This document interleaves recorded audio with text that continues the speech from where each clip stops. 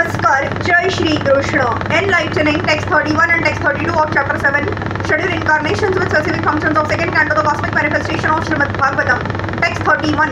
Nandam cha mokshati Hare varunasya pashat gopan dileshu pihitan maya sununa cha ahan yaprutam nishi shaya namati shramen lokam vikuntha mupaneshyati gokulam sma.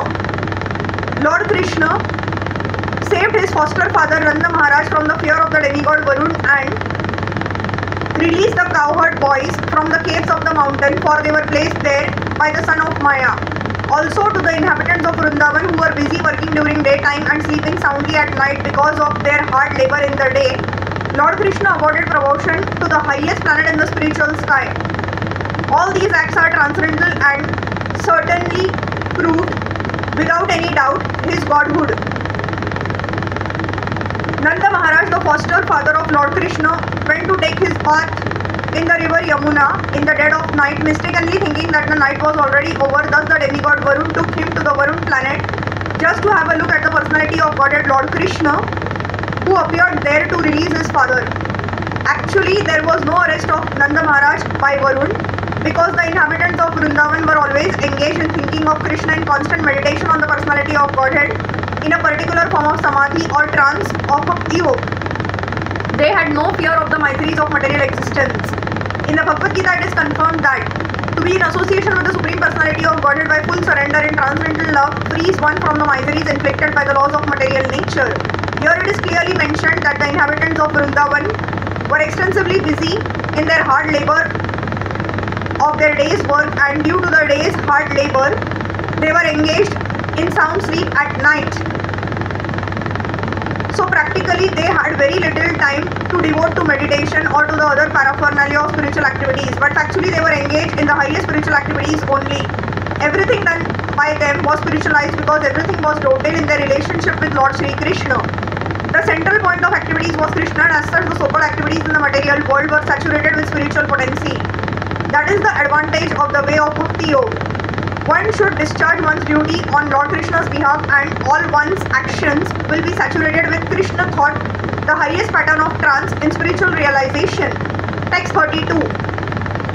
Gopair makhe pratihate praja viplavay deve abhi varshati pashuna kripaya rirakshuha dhartochi lindhramiva sapta dinani sapta varsho mahidramana ghai kakare salilam.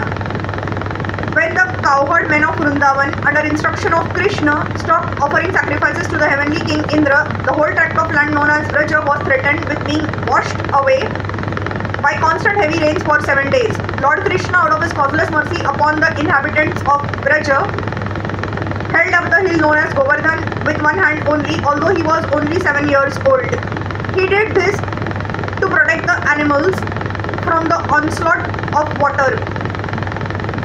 Children play with an umbrella, generally known as a frog's umbrella, and Lord Krishna, when he was only 7 years old, could snatch the great hill known as the Govardhan Parvat at Vrindavan and hold it for 7 days continuously with one hand, just to protect the animals and the inhabitants of Vrindavan from the wrath of Indra, the heavenly king, who had been denied sacrificial offerings by the inhabitants of Vrajabhumi.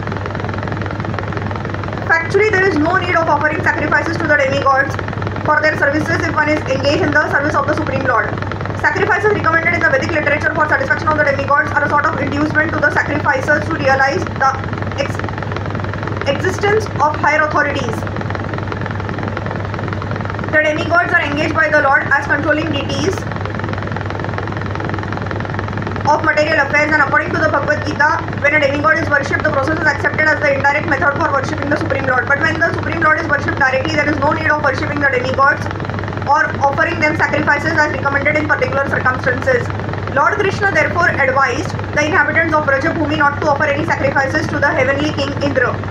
But Indra, not knowing Lord Krishna in Vrajabhumi, was angry at the inhabitants of Vrajabhumi and tried to avenge the offence. But competent as the Lord was, he saved the inhabitants and animals of Rajabhumi by his personal energy and proved definitely that anyone directly engaged as a devotee of the Supreme Lord did not satisfy any other demigods, however great, even on the level of Brahma or Shiv. Thus, this incident definitely proved without a doubt that Lord Krishna is the personality of Godhead and that he was so in all circumstances as a child on the lap of his mother, as a boy 7 years old, and as an old man of 125 years of age. In either case, he was never on the level of the ordinary man, and even in his advanced age, he appeared a young boy 16 years old. These are the particular features of the transcendental body of the Lord. Hare Krishna.